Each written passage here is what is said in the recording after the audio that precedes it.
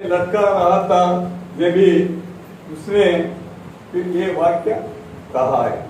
और अपन 39 से लेकर पूरा पैराग्राफ पढ़ने से और पूरा और अच्छी तरफ से अपन समझ सकते हैं, इसलिए मैं 39 से आगे पढ़ता हूँ। ये इसका हेडिंग ऐसा है, पश्चातापी ढंग। वहां पर ये जब भी ये प्रभु को क्रूस पर चढ़ाता है, उसके साथ और 2 कुकर्मियों को चढ़ाता है।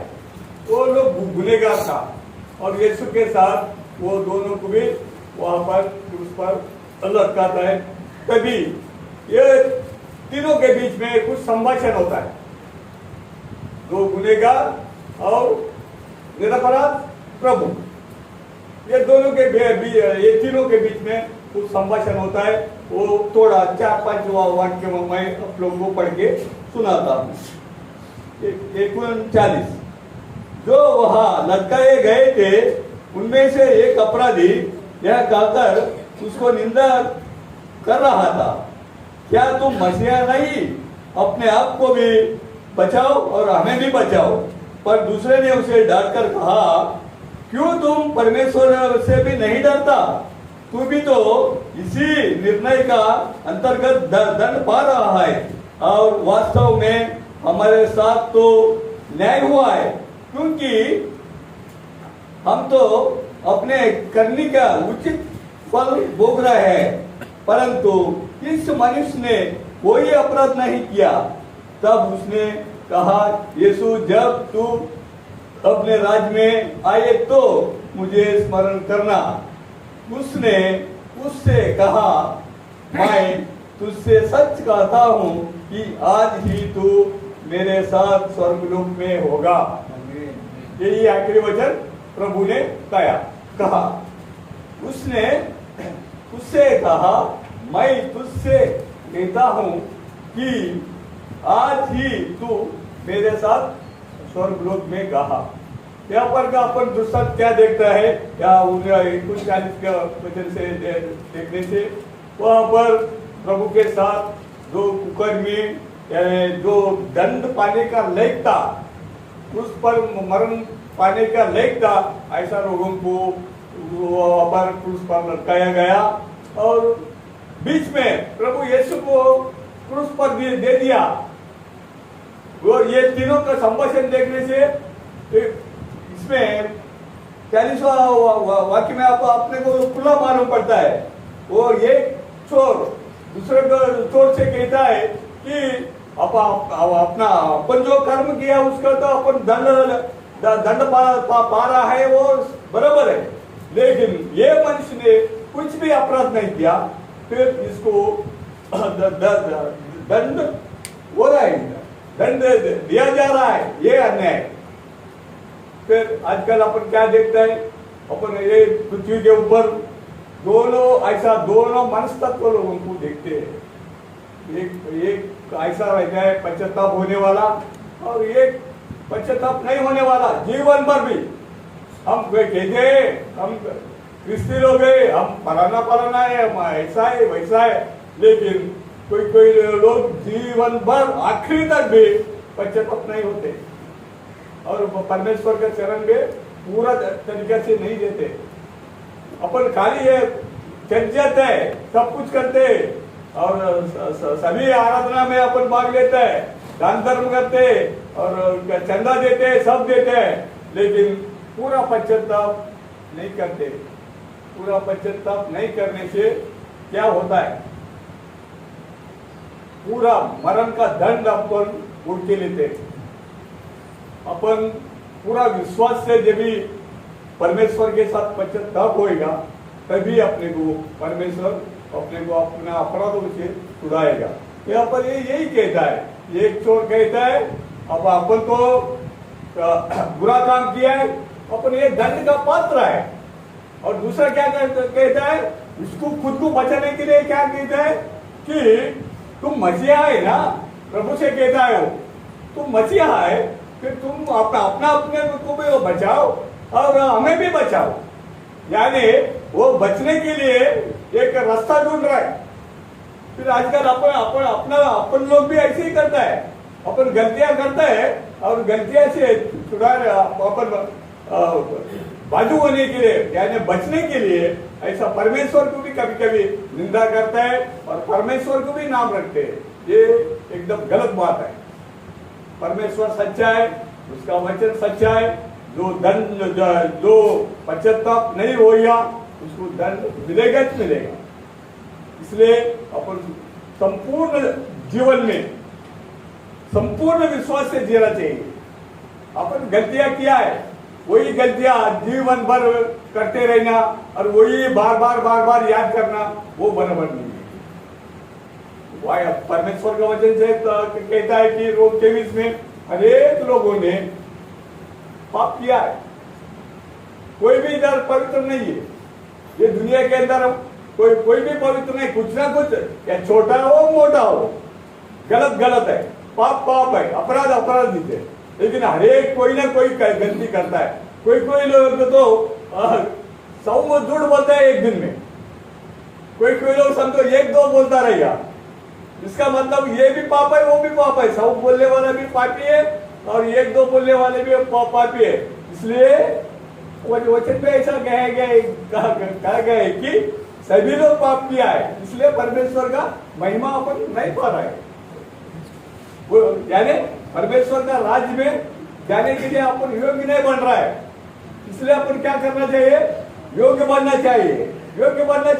इसका मतलब क्या है? संपूर्ण जीवन परमेश्वर के ऊपर सौंपना चाहिए, संपूर्ण विश्वास से जीना चाहिए और हर एक दिन अपन जो गलती करता है, अपराध करता है, वो सब परमेश्वर के सामने रखना चाहिए, विनती करना चाहिए, क्षमापण अपन परमेश्वर से कहना चाहिए और परमेश्वर से अपन क्षमा भिक्षा लेना चाहिए।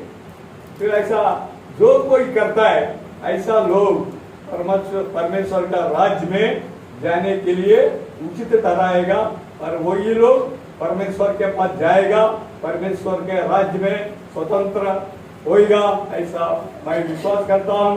और जो कोई इसका विरोध में करता है, ये दुनियादारी के बारे में हमेशा दिल में रख के वो ऐसा, ये ऐसा, वो ऐसा, ये ऐसा कहते रहने से कोई फायदा नहीं। उसमें क्या होता है? तुम्हारा आत्मा भी तुम नाश करके लेता है और वो दूसरे को कह के दूसरों का आत्मा का भी नाश करता है। यानी तुम खुद भी खड्डे में जाता है और दूसरे को भी खड्डे में गिराता है। इसलिए प्यारे भाइयों बहनों, आप लोग बहुत सालों से ये वचन तो सुन रहा है, लेकिन उसको अपन अमल में लाना है। खाली सुन के कोई फायदा नहीं। अभी भाई आनंद ने बोला, अगर मैं दूसरों का गलत माफ नहीं करने से ये वचन बोल के भी कुछ फायदा नहीं, उसने खुद कहा। इसका मतलब वो दूसरे का अपराध क्षमा करने के तैयार है। ऐसा अपन में सब लोग दूसरे का अपराध क्षमा करने के लिए सिद्ध होना चाहिए, तैयार होना चाहिए।